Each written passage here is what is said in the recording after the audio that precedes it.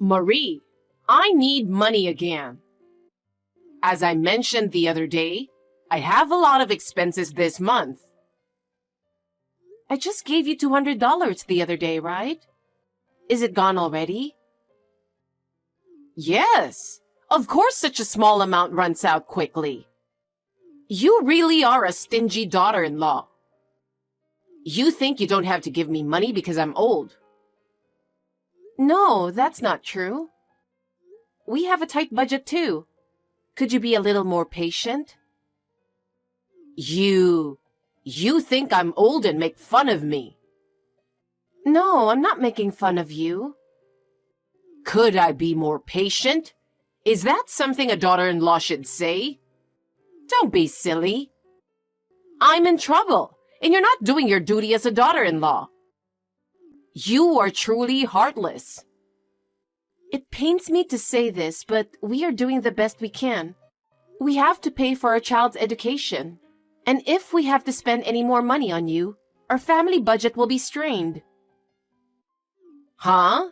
Are you saying it's my fault? What are you talking about? You're my daughter-in-law. You're supposed to put me first. I don't care about your child's education. That's out of the question. Besides, realistically, I can't do this anymore. I'll talk to my husband about it, but I can't take this any further. Oh, enough. I knew you couldn't fulfill your duties as a daughter-in-law.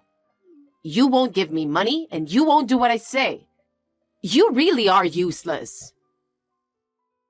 Even if you say that, you can't even do a good job with the housework, and you're a terrible cook. I'm sure my son is not happy at all. I'm trying my best in my own way. I do my best in housework and cooking every day. Your hard work is useless. It's not enough at all. I pity my son and my grandson. My son and husband are happy to eat my cooking. If your family is happy, that's all that matters. You are so self-satisfied. Nobody wants to live such a poor life. But I was taught to live modestly, so... It's really embarrassing to be so poor despite being the daughter of a doctor. You should be more devoted to me and improve your life. Anyway, we're at our limit too. Please don't ask us to do more than we can. Oh, enough. I was wrong to expect so much from you. Oh no. Please take a look at your own lifestyle as well. You really are inflexible. Happy birthday. I can't believe it's your 60th birthday. That's something that touches my heart. I hope you continue to live a long and healthy life. It's rather hypocritical, isn't it? Actually, you don't think like that at all, do you? How could you think like that? What are you talking about? That's not true. I sincerely wish you good health. Really? Of course I do. I see. That's good. Then please prepare $10,000 as a gift for my 60th birthday. What? Do you have something to complain about? You're the eldest son's wife, so it's only to be expected. Regardless of being the eldest son's wife, we cannot afford to give $10,000 as a birthday present. Let me tell you something. We haven't received any wedding gifts or baby gifts at all. Oh, is that so? So what? What? Are you forgetting or just misunderstanding? No, it's true. But you're right. I guess I didn't give any gifts because there's no value in celebrating a failure of a daughter-in-law and grandchild. I don't mind what you say about me, but please don't speak ill of my son. Well, it's true. He doesn't smile at all. He's just a sad little boy and he isn't cute. That's my son's personality. I know that. Isn't that called a developmental disorder? Even if that's the case, I still love my son. Honestly, if my son had married a different woman, we wouldn't have ended up with such a useless grandchild. My son drew the short straw, didn't he? What are you trying to say? I heard your father's a doctor, so I thought I would have a talented grandson. What a disappointment. I don't think we caused any trouble for you. Of course not. I don't want my eldest son's family to bother me. My husband told me you also have received an inheritance from your late husband, didn't you? Why do you want money so badly? You don't have to ask me that. My inheritance from my husband has already been used up. Huh? I heard he left you quite a bit of money. Shut up! You're an insane daughter-in-law to ask about your mother-in-law's savings. I was just asking a genuine question. You're too poor to begin with, for the daughter of a doctor, aren't you? Your clothes and lifestyle are so frugal, it's embarrassing. We didn't always have so much money. We were taught to live modestly. What's with the modesty? There's no way that someone who lived in such a luxurious mansion in a prime location in New York would end up like this. My father was a doctor, but we were not a wealthy family. Of course he was wealthy if he's a doctor. Don't lie to me just because you don't want to send me money or congratulate me. I'm not lying, I'm telling the truth. I don't want to talk about it. Anyway, I can't do without your money. You're the wife of the eldest son. You should at least cooperate a little. But as I told you before, we're also struggling to make ends meet. We have to ask you to be a little patient. We have childcare expenses.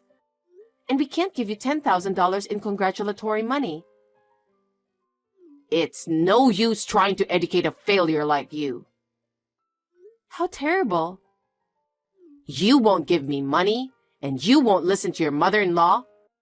You can't even do housework, and you're a terrible cook. How useless are you? That's terrible. Don't say such a thing. All your hard work is in vain. It's not enough at all. I really feel sorry for my son. My son and my husband are happy. We're doing fine. You're so self-satisfied. No one wants to live in such poverty. Anyway, make sure you get me $10,000 for my birthday. It's my 60th birthday. I have to celebrate it properly. Hey, hold on. I'll take that luxurious mansion in a prime location in New York off your hands. What? I have the right to live there too. I'm going to have a glamorous retirement. It's perfect for me. I don't understand. What are you saying? Don't play dumb with me. You inherited that mansion from your late father, didn't you? It doesn't matter. You have an apartment, don't you? And you've received plenty of assets. And you live modestly, right? You don't need a mansion in a prime location in New York, do you? As I said before, my father had very little money. That's why we live modestly, right? That can't be true. Your car is average. Your clothes are average too. Your father was a doctor who didn't seem to live extravagantly, so he must have had a lot of money saved. What a greedy family. That's disgusting. Please don't talk like that. It will make my father sad. Because it's true, isn't it? Well, it's none of my business what happened to your dead father. Believe me. Don't lie to me just because you don't want to give me the house. How much do you hate me? You were and still are a disgusting daughter-in-law. I know your father leased the land to you. How long do you intend to keep playing innocent? But we don't have any money. Anyway, give me this mansion as my 60th birthday present. Then we'll forget about the $10,000. Don't you already have a fine house? Well, of course, a luxurious mansion in a prime New York location is better. Can't you even understand that? Why do you keep saying such outrageous things? Please don't decide on your own. I can't change the move now. I've already sold this house and said goodbye to the neighbors too.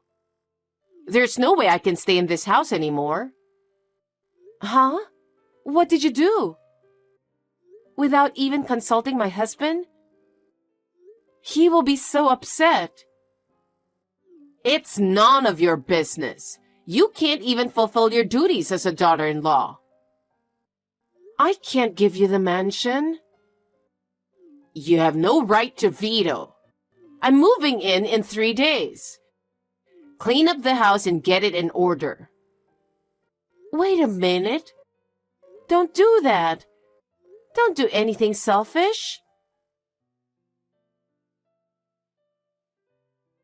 Hey, I've brought my stuff. Unlock the house. I can't open the gate. I gave you advance notice. What were you thinking? Could it be? Yes, I'm in front of the mansion in New York that you inherited.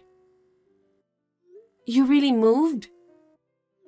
Of course I did. I gave you plenty of notice. Please, open the door quickly. We're having trouble getting the moving trucks onto the property. I told you it's impossible. Just hurry up. Please leave the place right now. Huh? What are you talking so cheeky about? I can't unlock that house without permission anymore. What are you saying? I don't get it. If you keep talking like that, I'm going to break down the gate and enter the property without your permission. Are you saying that you really want to occupy that house? Yes, I have the right to live in this house. No, you don't have that right. And that house is not mine. Huh? Are you still saying that? Are you still refusing to give it to me? What kind of a nasty person are you? That's my line. That house already belongs to the tax office. Huh? I renounced all my father's property. What are you talking about? What do you mean?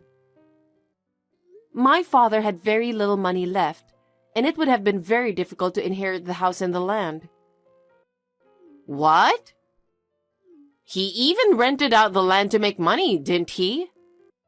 He lived a modest life because he was saving so much money, didn't he? It is true that my father earned money by being a doctor and by renting out the land, but most of his assets were used to pay for the management of the land and the house he owned. But most of his assets were gone in maintenance fees for the land and the house. What? You're lying. My father has been protecting the land out of a sense of duty because it was left to him by his ancestors. He didn't want his children to have to bear this burden. He told me before he passed away that he wanted this to end with my generation. So the house really doesn't belong to you? Yes, I finally got rid of it after all the formalities. Huh? Then what about me? I've already moved out. I don't care what you say. I told you never to go, remember? You're the one who ignored me and went through the moving procedures. I gave up my house. What? You really sold it? I thought you were bluffing. It's true. I sold the $400,000 house for $300,000. Why did you go to such lengths to move? It was a fine house your husband built. Because of debt. Debt? What on earth does that mean? One day, my friend invited me out for a drink and took me to an escort club. Since then, I've been hooked. What? Escort club? At first, I decided to spend a certain amount of money. But there was this boy that I really liked. Every time I went out, I got more and more passionate about him, and I would do anything for him. No kidding. He's the top-ranking escort, and he's going to move to New York. He's a very promising boy. Of course he's handsome, but he's also kind and classy. He's not like the other guys. That's what makes escorts good. What? You haven't seen him. He's nothing like your son. My son may not look good. He's been accepted to medical school, though. Huh? It's a state university, so it won't cost much and we're relieved too. What are you talking about? There's no way that idiot can go to medical school. There was a time when my son's communication skills were not as good as others.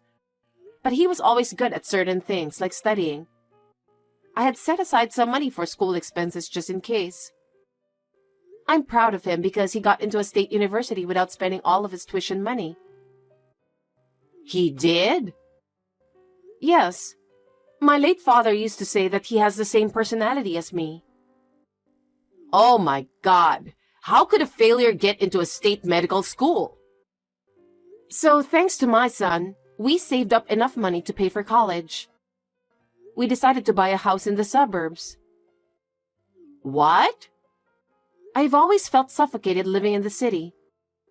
My son's college is also in the rural area, so we decided to take this opportunity to move there and build a house. I didn't hear that. No way. I didn't say anything. My son didn't really like the city either, so I thought it would be a good opportunity for us as a family. Who's going to look after me in my old age? You have a favorite escort, don't you? Wouldn't it be nice to dedicate your whole life to that person? I hope he will take care of you well. Don't be silly. Are you kidding me? I'm so relieved to have my eldest son and his wife. We don't want a mother who's crazy about escorts enough to sell her house. Huh? Also, my husband has a message for you. He's going to stop sending money to you from now on. Why? I've put up with it until now, but trying to move into the house I inherited without permission is just too much. I'm fed up with your extreme lack of common sense. Wait a minute. What am I supposed to do if you stop sending money? I don't even have a place to live. I've come to New York. Why don't you just go live with your favorite escort? Then you wouldn't have to pay rent, right? That's a great idea. Don't be silly. He's the top-ranking escort. There's no way I can live with him. I can't believe you are so crazy about escorts. So no matter how much money you gave him, it was never enough. I knew you were buying brand-name clothes and bags, but I had no idea that you were giving those to an escort. I sold my house to pay my debts. What? It's because you were living beyond your means. It wasn't supposed to be like this. I just wanted to have a good life. Having huge debts is far from having a pleasant life. I believe that living modestly brings much more happiness than anything else. Hey, Marie. Do something about it. You are my daughter-in-law, right? I've been supporting you for a long time now, but I've reached my limit. I don't have a place to live. From now on, I'll live modestly, as you say. So please, let me live with you in your new house. Sorry, can't happen. We saved our money and finally got our wish to buy a house. I don't want you to ruin our happiness. Don't say that. My mother-in-law lost both her house and her money. Our remittances stopped, and she could not return from New York with the little money she had left. As a result, she moved to a small, dirty apartment on the outskirts of town. It seems she found a part-time job and is reluctantly working. She's having a hard time learning to work because of her age. Of course, she was abandoned by her escort because she ran out of money. She has lost her dreams and hopes and spends her days alone and lonely. Considering what she has been through, she deserved what she got. On the other hand, our family is living happily in our new home. Our son has successfully enrolled in medical school and has started his career as a future doctor. My husband and I are looking forward to his growth and future. We would like to continue to live a happy life as a family, even if it is a small one. I hope our family of 3 will continue to live modestly and happily together.